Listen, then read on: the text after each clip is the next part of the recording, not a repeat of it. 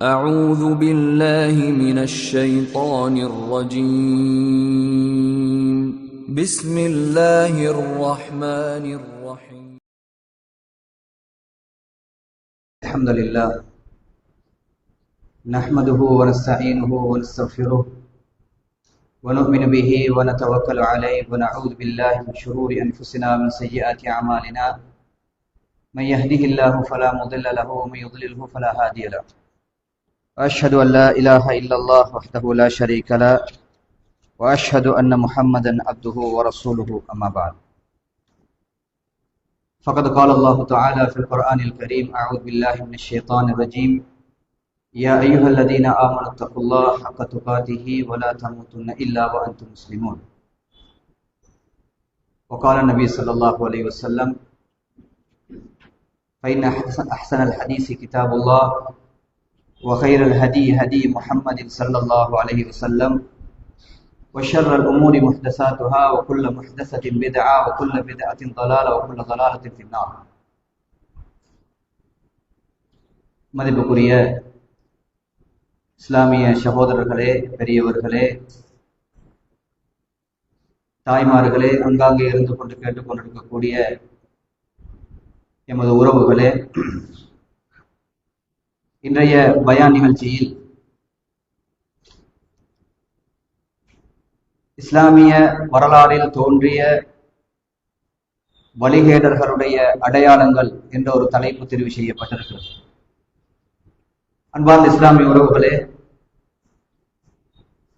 இந்த தலைப்பை பொறுத்த வகையிலே ஏன் தெரிவு செய்யப்பட்டிருக்கிறது என்றால், உண்மையிலே நாம் எல்லோரும் இந்த மார்க்கத்தில் இபாதத்துகள் செய்வதாக இருந்தால், நல்ல காரியங்களில் ஈடுபடுவதாக இருந்தால், அதனூடாக நாங்கள் நாளை மறுமையில் சுவர்க்கத்தை அடைய வேண்டும் என்ற ஒரு நோக்கத்துக்காகத்தான் உலகத்திலே நாங்கள் இபாதத்தை செய்கிறோம். அந்த இபாதத்துகள் எப்பொழுது பயனளிக்கும் என்றால், உலகத்திலே வாழ்கின்ற பொழுது நம்முடைய கொள்கை தெளிவான கொள்கையாக, வழிகேடான சிந்தனைகள் இல்லாத, பிழையான கொள்கைகள் இல்லாத ஒரு கொள்கையாக நாங்கள் பயணித்தால் மட்டுமே நாம் செய்கின்ற இபாதத்துகளுக்கு நாளை மறுமையில் கூலி கிடைக்க போகிறது. அந்த அடிப்படையிலே நபி ஸல்லல்லாஹு அலைஹி வஸல்லம் அவர்கள் இந்த உலகத்துக்கு வந்து மிக தெளிவான ஒரு மார்க்கத்தை சொல்லி தந்தார்கள். நபி ஸல்லல்லாஹு அலைஹி வஸல்லம் அவர்கள் இந்த மார்க்கத்தை சஹாபாக்களுக்கு முன்னால் வைக்கின்ற பொழுது இதனுடைய தூய்மையையும் இதனுடைய தெளிவையையும், இது எவ்வளவு பரிபூரணமான மார்க்கம் என்பதை அடிக்கடி சஹாபாக்களுக்கு ஞாபகம் ஊட்டுவதோடு, பிற்காலத்திலே எழும்புகின்ற வழிகேடான சிந்தனைகள், அதனுடைய அடையாளங்கள், அதை பற்றிய எச்சரிக்கைகளை ரசூல் ஸல்லல்லாஹு அலைஹி வஸல்லம் அவர்கள் ஞாபகப்படுத்தினார்கள். எனவே நாம் இந்த மார்க்கத்தில் இருப்பது மட்டுமல்ல, இந்த மார்க்கத்தில் எந்த சந்தர்ப்பத்திலும் தவறான கொள்கையின் பக்கம் போய்விடக் கூடாது என்பதில் மிக கவனமாக இருக்க வேண்டும். ஏனென்றால் ரசூல் ஸல்லல்லாஹு அலைஹி வஸல்லம் உடைய முன்னறிவிப்பின்படி வழிகேடான சிந்தனைகள் வந்து ரசூலுல்லாஹ்வுடைய மரணத்தோடு அல்லது சஹாபாக்களுடைய காலத்தோடு அல்லது அதுக்கு பின்னால் குறிப்பிட்ட காலத்தோடு முடிவடைகின்ற ஒரு விடயம் அல்ல அந்த விடயம். மறுமை நாள் வரை அது போன்ற சிந்தனைகள் இந்த உலகத்தில் வந்து போகும் என்பதாக ரசூலுல்லாஹ்வுடைய முன்னறிவிப்புகள் இருக்கின்றன. எனவே உலகத்திலே இந்த மார்க்கத்தை நேசிக்கின்ற, இந்த மார்க்கத்தை பின்பற்றுகின்ற யாராக இருந்தாலும் விரும்பி இந்த வழிகேட்டுக்குள் போய்விட வேண்டும் என்ற ஒரு நோக்கத்தில் உலகத்தில் யாரும் வாழ மாட்டார்கள். அவர்களுக்கு தெரியாமல் வழிகேடான சிந்தனைகளை எப்படி அறிந்து கொள்வது என்று புரியாமல் தான் உலகத்துல நிறைய பேர் வழிகேட்டின் பக்கம் போயிருக்கிறார்கள்.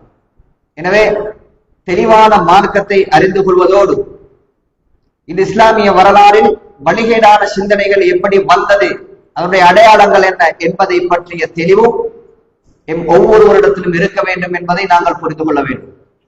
அன்பார்ந்த இஸ்லாமிய உறவுகளே, ரசூல் ஸல்லல்லாஹு அலைஹி வஸல்லம் அவர்கள் இந்த மார்க்கத்தை 23 வருட காலமாக இந்த சமுதாயத்தில் சொல்லுகின்ற சந்தர்ப்பத்திலே ரசூலுல்லாஹ் இந்த மார்க்கத்தை பற்றி நிறைய செய்திகளை சொல்லுகிறார்கள். அதுல இந்த மார்க்கத்தை பற்றி சொன்ன செய்திகள்ல மிக முக்கியமானது. எனக்கு தெரியும், ரசூலுல்லாஹ்வுடைய வாழ்வில் கடைசியாக ஒரே ஒரு ஹஜ்ஜி செய்தார்கள்.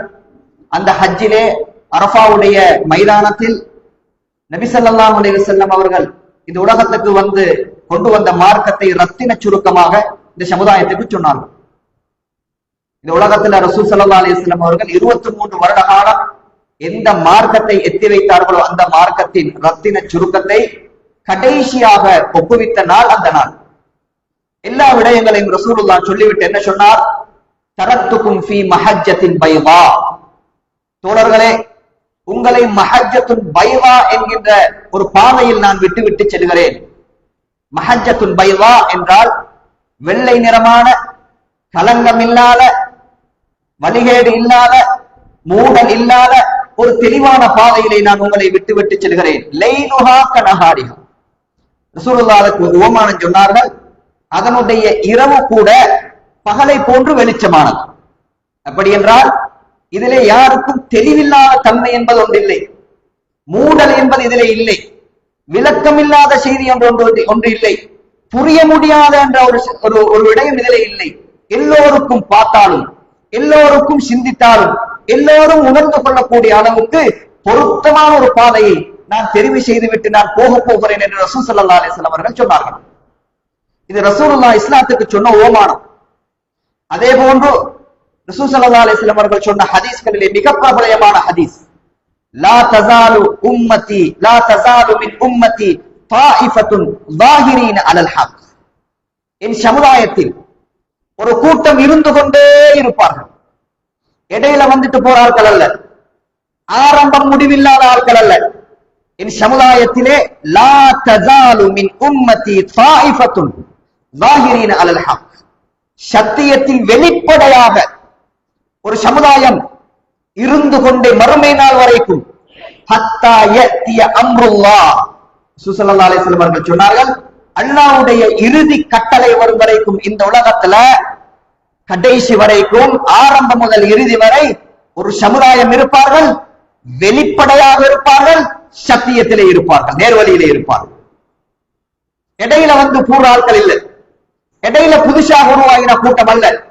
ரசூலுல்லாஹ் நேர்வழிக்கு சொன்ன மிக முக்கியமான அடையாளங்கள்ல உண்டு, ரசூலுல்லாஹ்வுடைய ஆரம்பத்தில் இருந்து கடைசி மறுமை நாள் வரைக்கும் சத்தியம் என்ற பாதையில சங்கிலி தொடராக ஒரு சமுதாயம் வந்து கொண்டே இருப்பார். இதெல்லாம் அடையாளம். நாங்கள் சிந்திக்கிறதாக இருந்தா என்னுடைய கொள்கையை தீர்மானிப்பதற்கு மிக தெளிவான அடையாளங்கள். இதை இன்னும் தெளிவுபடுத்துவதற்கான இன்னொரு ஹதீஸ், சஹாபாக்கள் சொல்கிறார்கள், ஒரு நாள் ரசூல் ஸல்லல்லாஹு அலைஹி வஸல்லம் அவர்களோடு நாங்கள் உட்கார்ந்து பேசிக் கொண்டிருந்தோம். ரசூலுல்லாஹ் பாலைவனத்தில் ஒரு கோட்டை கேட்டார்கள். ஹத்த ரசூலுல்லாஹ் ஹத்தன், ஒரு நேர் கோட்டை கீறினார். ஃபஹத்த அன் யமீனிஹி வ அன் ஷிமாலிஹி ஹுதூதன், வலதுல இடதுல அந்த நேர்கோட்டுக்கு குறுக்காக சில கோடுகளை ரசூலுல்லாஹ் கீறினார். கீறிட்டு சஹாபாக்களுக்கு விளக்கம் சொன்னார்கள். என்ன சொன்னார்? நேர்கோட்டை பார்த்து சஹாபாக்களுக்கு சொன்னார்கள், ஹாதா சபீலுல்லாஹ், இந்த நேர்கோடு இருக்கிறது, ஹாதா சபீலுல்லாஹி முஸ்தகீமா, வளைவு இல்லாத, கோணல் இல்லாத நேரான இந்த கோடு அல்லாஹ்வுடைய பாதை.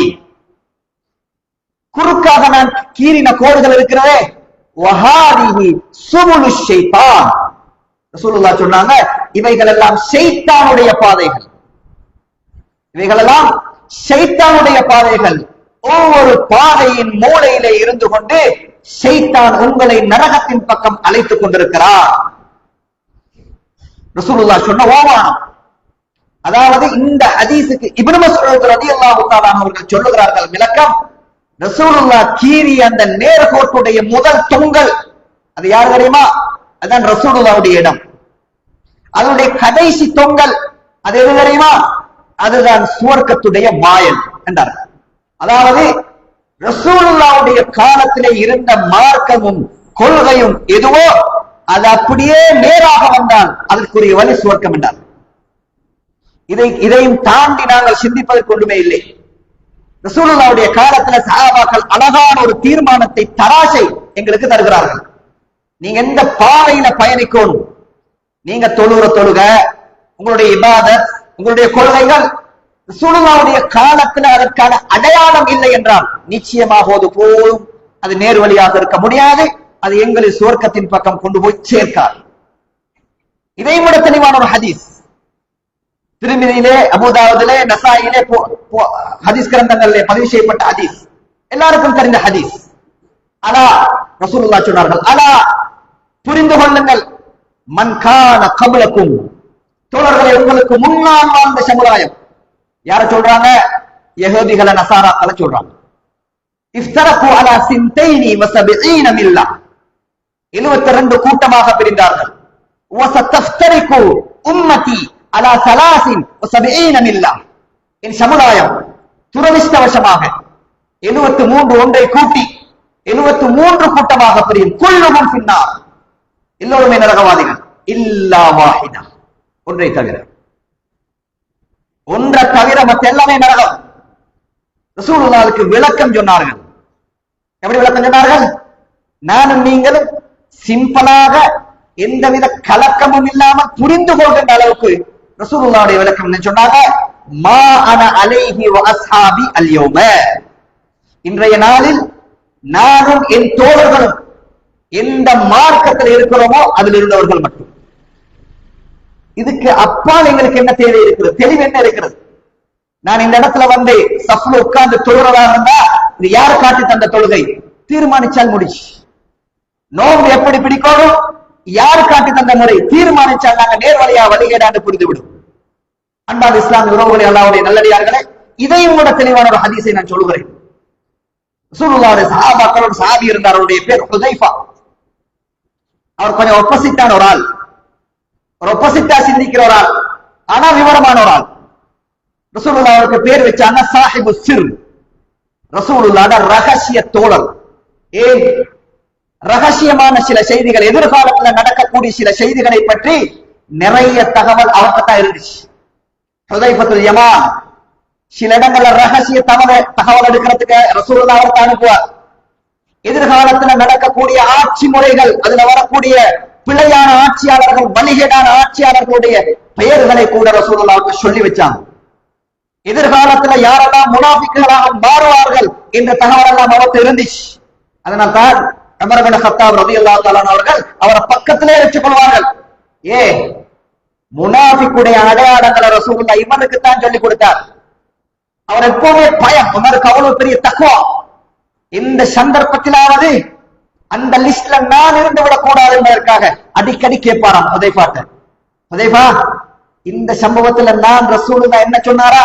இல்ல நீங்க இல்ல, இதுல நீங்க எங்க, அந்த முனாஃபிக்தனம் எங்க, அதெல்லாம் உங்களுக்கு ஒரு சம்பந்தமே இல்லை என்று சொல்லுவார். காரணம் அவரை கிட்டே வச்சு கொண்டிருந்தார். யார் யாரெல்லாம் ஆட்சியாளர்கள் விஷயத்தில், இஸ்லாத்துடைய விஷயத்தில் நிஃபாக்குத்தனமாகி குஃப்ரிலே போவார்கள் என்பதற்குரிய அடையாளங்கள் அவருக்கு இருந்துச்சு. அவரோட ஹதீஸ்ல சொல்றார், என்ன சொல்றார்? எல்லா சஹாபாக்களும், எல்லா நபித்தோழர்களும் ரசூலுல்லாஹ் கிட்ட ஹைரை பத்தி விசாரிப்பார்கள். ஹைரண்டா நனவுகள். இதை செஞ்சா என்ன நன்மை, இதை செஞ்சா எத்தனை கூலி, இந்த இபாதத்தை எப்படி செய்யறது, இப்படியான கேள்விகள் தான் சஹாபாக்கள் ரசூலுல்லாஹ்ட்ட கேட்டுக் கொண்டிருந்தாங்க. வகுந்து அஸ்அலு அனிஷ் ஷர்ரி, நான் எதை கேட்பேன் தெரியுமா? நான் உலகத்துல நடக்கக்கூடிய கெடுதிகளை பற்றி கேட்டுக் கொண்டிருப்பேன், வழிகேடுகளை பற்றி கேட்டுக் கொண்டிருப்பேன், பிற்காலத்திலே உருவாகுகின்ற ஃபித்னாக்களை பற்றி கேட்டுக் கொண்டிருப்பேன். வகுந்து, அதாவது நான் கேட்ட காரணம் என்ன தெரியுமா? அதிலிருந்து நான் என்ன தப்பித்துக் கொள்ள. இதுதான் ரசூலுல்லாஹ் சொன்ன ஃபித்னா, ஓடிடுவோம், இவர்தான் அண்டால் ஒதுங்கி விடுவோம், இதான் அந்த கொள்கை, இதை விட்டு ஓடுவோம் என்று நான் அதிலிருந்து என்னை பாதுகாத்துக் கொள்வதற்காக ரசூலுல்லாஹ் அடிக்கடி எதை கேட்பேன் தெரியுமா? அனிஷர், கெடுதி, வழிகேடுகள், பிரச்சனைகள், இதை பற்றி தான் நான் கேட்பேன். சொல்லிவிட்டு அந்த ஹதீஸ்ல தொடர்ந்து சொல்றார், ரசூலுல்லாஹ்ட்ட நான் கேட்டேன், யா ரசூலல்லாஹ், நாங்கெல்லாம் வழிகேடுல இருந்தோம், ஜாஹிலியத்துல இருந்தோம், எவ்வளவு பெரிய வழிகேடு, அந்த வழிகேட்டுக்கு பின்னால உங்கள் மூலம் அல்லாஹ் எங்களுக்கு நேர் வழியை தந்தான், இந்த நலவு வந்தது, நாங்கெல்லாம் இப்ப முஸ்லிம், அல்லாஹ்வுடைய சுவர்க்கத்தை நோக்கி பயணிக்கின்ற ஆட்கள்.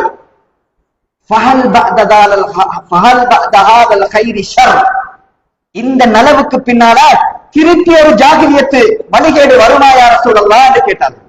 ஆமாம் வரும். ஒரு காலத்துல அது வரும். ஏற்கனவே இருந்த ஜாகிலியத்து மாதிரி வழிகேடு மாதிரி ஒரு நிலைமை பின்னால் வர இருக்கிறது என்று ரசூலுல்லாஹ் சொன்னாங்க. திருப்பி அவர் கேட்கிறார், அந்த ஷர்ருக்கு பின்னால், அந்த வழிகேடுக்கு பின்னால திருப்பி நலவு வருமா என்று கேட்டார்கள். ஆம் வரும். வஃபீஹி தஹன். ரசூலுல்லாஹ் சொன்னாங்க, நலவு ஒன்று இருக்கிறது, ஆனா மூடலாக இருக்கும். அது என்ன மூடல்?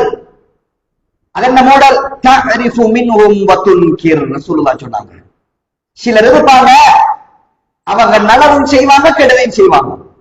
உலகத்துல நலவாகவும் விளங்கும், கெடுதியாகவும் விளங்கும். இப்படி இது நலவா கெடுதியாண்டு தீர்மானிக்க முடியாத அளவுக்கு, இவர் செய்யறது சரியா பிழையாண்டு தீர்மானிக்க முடியாத அளவுக்கு இந்த மார்க்கத்துல சிலர் களங்கங்களை ஏற்படுத்துவார்கள். ரசூலுல்லாஹ் சொன்னார்கள், அதற்கு பின்னால் வழிகேடுகள் வருமா என்று கேட்ட பொழுது, ஆம் வழிகேடு வரும். அந்த வழிகேடை பற்றி ரசூலுல்லாஹ் சொல்லுகின்ற பொழுது அழகான ஒரு வார்த்தை சொன்னார். அது என்ன வழிகேடு தெரியுமா? கௌமுன். ஹதீஸ்ல அப்படியே இருக்கு, இந்த வார்த்தை அப்படியே இருக்கிறது. கௌமுன், ஒரு சமுதாயம், ஒரு கூட்டம். யஸ்தன்னூன பிகைரி சுன்னதி. அவர் உலகத்துல என்னுடைய வழிமுறை இல்லாத புதுமையான வழிமுறைகளை அவர்கள் பின்பற்றுவார்கள். வயஹ்ததூன பிகைரி ஹதியி. நான் காட்டித்தராத வழிமுறை அல்லாத வேறு வேறு வழிமுறைகளை அவர்கள் பின்பற்றுவார்கள். இதுதான் வழிகேடு என்றார்கள் ரசூலுல்லாஹ். அன்பான இஸ்லாமிய உறவுகளே, அல்லாஹ்வுடைய நல்லடியார்களே, இந்த ஹதீசுகள், இந்த வரலாறுகள் எமக்கு எம்முடைய மார்க்கத்தை தீர்மானிக்க, எம்முடைய கொள்கையை தீர்மானித்துக் கொள்ள மிக தெளிவான ஹதீசுகள். நாங்க எங்க பயணிக்கிறோம், மார்க்கத்தில் எந்த இடத்துல நிக்கிறோம், நான் வழிகேட்டில் இருக்கிறேன், நான் நேர்வழியில் இருக்கிறேன் என்பதற்கு இந்த சில வசனங்கள் மட்டுமே எங்களுக்கு போதும். அன்பான இஸ்லாமிய உறவுகளை, அல்லாஹ்வுடைய நல்லடியார், என்னுடைய தலைப்பு வழிகேடான சிந்தனைகளுடைய அடையாளங்கள். அன்பான இஸ்லாமிய உறவுகளின் மிக நீண்ட தலைப்பு, ஒரு பயான பேசி முடிக்க முடியாத அளவுக்கு தலைப்புள்ள செய்திதான். இருந்தாலும் முடியுமான அளவுக்கு சில செய்திகளை சுருக்கமாக சொல்கிறேன். இஸ்லாமிய வரலாறில் வழிகேடுகள் தோன்றிய வரலாறு என்ற ஒரு வரலாறு இருக்கிறது. ரசூலுல்லாஹ்வுடைய காலத்துல இஸ்லாத்துல கலங்கம் இல்லை. அபூபக்கர் சித்திக் ரலியல்லாஹு அன்ஹுடைய காலத்துல சின்ன சின்ன பிரச்சனைகள் இருந்தாலும் கொள்கை ரீதியான பிரச்சனைகள் இல்லை. உமர் இப்னு கத்தாபுடைய காலத்துல இல்லை. உஸ்மான் இப்னு அஃபான் ரலியல்லாஹு தஆலா அவருடைய காலத்துல அவர் கொல்லப்பட்டதன் பின்னால் ஆரம்பிச்ச வழிகேடு இன்று வரைக்கும் தொடர்கிறது. என்ன வழிகேடு? இந்த மார்க்கத்தை எப்படி புரிந்து கொள்ள வேண்டும் என்பதிலே ஏற்பட்ட கோளாறுதான் மிக பிரமாண்டமான வழிகேட்டு சிந்தனைகள் உலகத்துல இஸ்லாமிய வரலாறுல உருவாகி இருக்கிறது. அதுல முதலாவது அடையாளம், இந்த அடையாளம் எம்முடைய கொள்கையில இருக்கிறதாக இருந்தால் அது நிச்சயமாக வழிகேடு. முதலாவது அடையாளம் என்ன? இந்த மார்க்கத்தை தீர்மானிக்கின்ற பொழுது முதலாவதாக நாங்கள் ஈமான் கொள்ள வேண்டும், இந்த மார்க்கம் அல்லாஹ்வுடைய வஹி. அல்லாஹ்வுடைய வஹியை தாண்டி இந்த மார்க்கத்துடைய வட்டாரத்துக்குள் எதுவும் நுழைய முடியாது. இந்த மார்க்கம் அல்லாஹ்வுடைய அதிகாரம். எப்படி உலகம் அல்லாஹ்வுடைய அதிகாரம் என்று சொல்கிறோமோ, எப்படி உலகத்துல ரிஸ்க் அளிக்கின்றவன் அல்லாஹ்வுடைய அதிகாரத்தில் இருக்கிறேன் என்று சொல்கிறோமோ, எப்படி உலகத்துல உயிர்ப்பிக்கிறவன் மரணிக்க செய்கிறவன் எல்லாம் அல்லாஹ்வுடைய அதிகாரம் என்று சொல்கிறோமோ, அது மாதிரி இந்த மார்க்கத்தை உருவாக்குகின்ற இந்த மார்க்கத்துக்கு சொந்தக்காரன் அல்லாஹ். குர்ஆன்ல அல்லாஹ் சொல்கிறான், குலித்தீனு குல்லுஹு லில்லாஹ். நபியே நீங்கள் சொல்லுங்கள், இந்த மார்க்கத்துடைய அதிகாரமும் உரிமையும் அல்லாஹ்வுடையது. அப்படி என்றால் இதுல எதை மனிதர்கள் சட்டமாக எடுத்துக்கொள்ள வேண்டும், மனிதர்கள் எதை கொள்கையாக எடுத்துக்கொள்ள வேண்டும் என்பதை தீர்மானிக்கின்ற, கட்டளை போடுகின்ற அதிகாரம் அல்லாஹ்வுக்கு மட்டும்தான் உள்ளது. இத ஒரு சமுதாயம் எடுத்தார்கள். எடுத்து என்ன செய்தார்கள்? மார்க்கத்திலே சட்டங்களை உருவாக்குகின்ற அதிகாரத்தை மனிதர்களுடைய கையில கொடுத்தார்கள். முதலாவது வழிகேடு எப்படி உருவாயிற்று? அல்லாஹ்வுடைய கையில இருக்கக்கூடிய இந்த அதிகாரத்தை எடுத்து உலகத்துல பிறந்த, அது நல்லறிஞர்களாக இருந்தாலும், அது நல்ல மக்களாக இருந்தாலும், யாராக இருந்தாலும், மார்க்கத்தின் அதிகாரம் யாருடைய கையிலே இல்லை. இன்னும் சொல்ல போனால் நபிமார்களுடைய கையிலே இல்லை.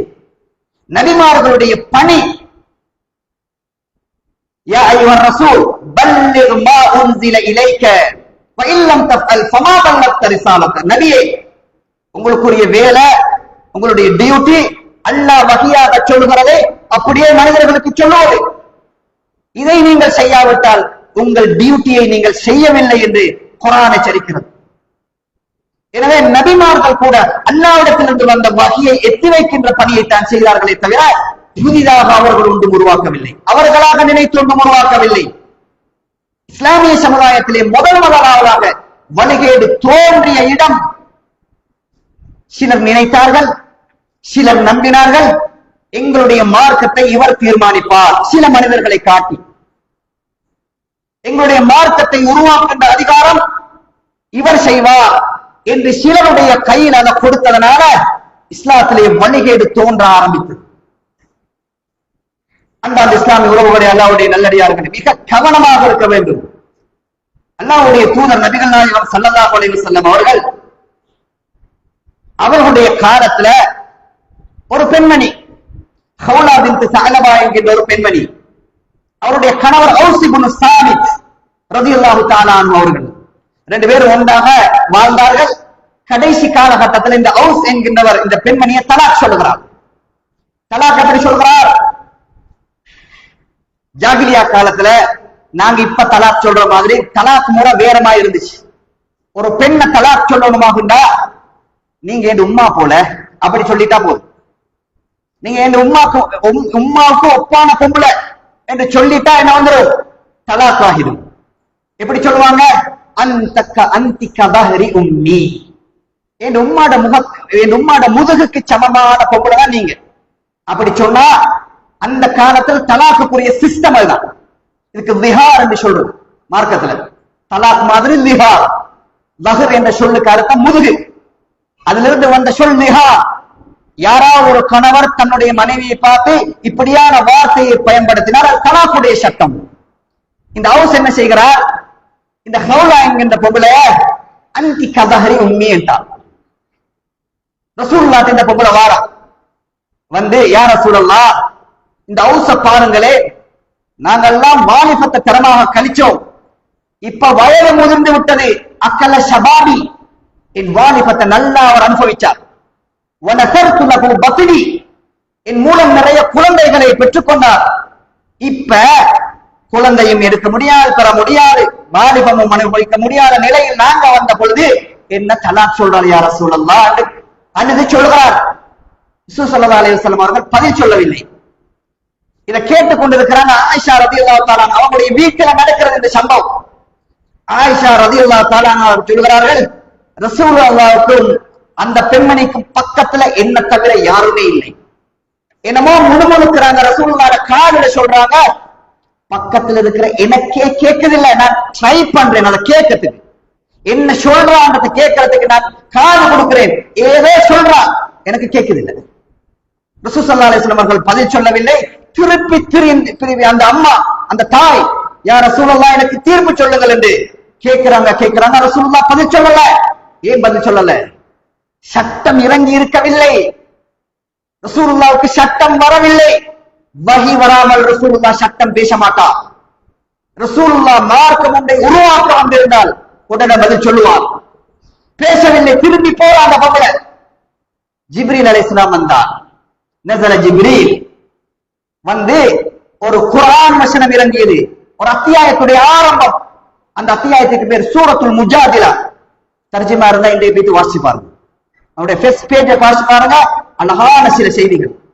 சூரத்துல் முஜாதிலா 28வது ஜுஸுடைய ஆரம்பம். கது சமி அல்லாஹ் ஆரம்பம். ஜிப்ரீல் அலைஹிஸ்ஸலாம் வந்து சொல்றார், கது சமி அல்லாஹு கௌலல்லதி துஜாதிலுக ஃபீ ஜௌஜிஹா. நபியே, தன்னுடைய கணவன் விஷயத்திலே வந்து முறைப்பாடு செய்த பெண்ணுடைய ஷக்வாவை, முறைப்பாட்டை அல்லாஹ் செவிசாய்த்தான். அந்த பொம்பளை வந்து அல்லாஹ்வுக்கு வந்து முறைப்பாடு செய்கிறார். இது அல்லாஹ் கேட்டுட்டான் என்ற வசனம் இருக்கு. அந்த சூரத்துக்கு பேரே சூரத்துல் முஜாதிலா. முஜாதிலானா ஃபைட், டிபேட், முறைப்பாடு செய்வது. அல்லாஹ் கேட்டு விட்டான் என்று சொல்லிவிட்டு வசனம் இறங்கியது. நிஹார் என்றால் என்ன சட்டம், லிகார் எப்படி செய்ய வேண்டும் என்பதற்கான வசனங்கள் அவ்வளவு இறங்கியது. ரசூலுல்லாஹ் அந்த பொம்பளை கூப்பிட்டாங்க, கூப்பிட்டு சட்டத்தை சொன்னாங்க. பிற்காலத்துல அந்த பொம்பளை விஷயத்துல உமர் இப்னு கத்தாப் ரலியல்லாஹு தஆலா கடுமையாக பயப்பட்டார்கள். அல்லாஹ் இவருடைய வார்த்தை கேட்ட பொம்பளை இது, லேசிமாஸ் இல்ல. இவர் வந்து அல்லாஹ்வுடைய விஷயத்துல சட்டம் கேட்கிற நேரம் இவருடைய செய்தியை அல்லாஹ் கேட்டு சூரத்துல் முஜாதிலா இறங்கிய ஒரு பொம்பளை. இந்த பொம்பளை கடைசி காலகட்டத்தில் உமர் இப்னு கத்தாப் ரலியல்லாஹு தஆலா அவர்கள் அவங்க போறத கண்டா மரியாதையாக நின்று அவருக்கு சலாம் சொல்லி சுகம் விசாரிச்சு மரியாதை கொடுக்கின்ற ஒரு பொம்பளையாக மாறினார். அந்த பொம்பளையான ஒரு நாள் உமருக்கு சொன்னார்கள், யா உமைர் குந்த உமைரன் துதாஇப், நீங்க இப்ப ஆட்சியாளர்னா, நீங்க இப்ப ஹலீஃபா, ஏன்னா நீங்க சின்னத்துல இந்த ரோட்ல திரியிறதுக்கு நாங்க பார்த்தோம். நீங்க அப்படி தைரியமாக பேசுகின்ற ஒரு பொம்பளை அந்த பொம்பளை. நான் ஏன் சொல்ல வருகிறேன் என்றால், ரசூல் ஸல்லல்லாஹு அலைஹி வஸல்லம் அவர்கள் கூட இந்த மார்க்கத்தை அல்லாஹ்வுடைய உத்தரவு இல்லாமல் பேசவில்லை. அவருக்கு பின்னால் வந்தவர்களா, அதற்கும் பின்னால் வந்தவர்களா, அதற்கும் பின்னால் வந்தவர்களா இந்த மார்க்கத்தில் அவர்கள் நினைப்பதை பேச முடியும்? யாரோ ஒருவர் வருவார், அசருக்கு பின்னால் இத்தனை ஸலவாத் சொல்லுங்கள் என்பார், இன்ன தொழுகையை தொழுங்கள் என்பார், அந்த அந்த அந்த தொழுகையை தொழுங்கள் என்பார், இந்த நோம்பை பிடிங்கள் என்பார். யார் அதிகாரம் கொடுத்தது? யாருக்கும் அதிகாரம் இல்லை. எனவே நிறைய முஸ்லிம்கள் சிந்தனை ரீதியான சிலர் ஆர்வத்தின் அடிப்படையில் இபாதத்தை செய்கிறார்கள். ஆர்வம் அல்ல முக்கியம், ஆர்வம் அல்ல முக்கியம். நாங்கள் வழிதவறி விடக் கூடாது என்பது மிக கவனமாக இருக்க வேண்டும். எங்க வழிதவறினோ எங்கட மார்க்கம் ஒத்தன்டிக், எதற்கும் ஆதாரம் உள்ள மார்க்கம், ஆதாரத்தின் அடிப்படையில் நடைமுறைப்படுத்த வேண்டிய மார்க்கமே தவிர ஆர்வத்தின் அடிப்படையில பின்பற்றுகின்ற மார்க்கம் அல்ல இந்த மார்க்கம். ஆர்வத்தை நினைத்து தான் நினைத்ததை எல்லாம் இந்த மார்க்கத்துக்குள் நுழைத்தது வழிகேடான சிந்தனைக்குள் கொண்டு போய் சேர்த்து விட்டது.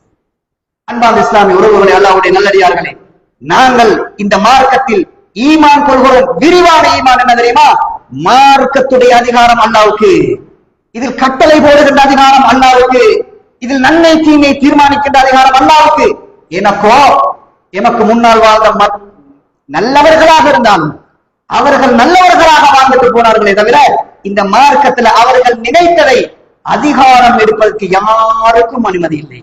அதிகாரத்து மனிதர்களுடைய கையில இந்த மார்க்கத்தை கொடுத்ததனாலதான் நிறைய சமுதாயம் இன்று வரைக்கும் வழிகேடான சிந்தனையிலே வந்து கொண்டு மார்க்கத்தில் ஏதாவது நடைமுறைப்படுத்த வேண்டுமாக இருந்தா அவர் சொல்லியிருக்கிறா, இவர் சொல்லியிருக்கிறா, எங்கட அவர் சொல்லியிருக்கிறா, இப்படி என்று பார்ப்போம். இது எங்களை எங்க கொண்டு போய் சேர்க்கும்? வழிகாட்டுல கொண்டு போய் சேர்க்கும். இப்படியான தீர்மானம், இந்த கொள்கை, இந்த ஈமான் தவறானது.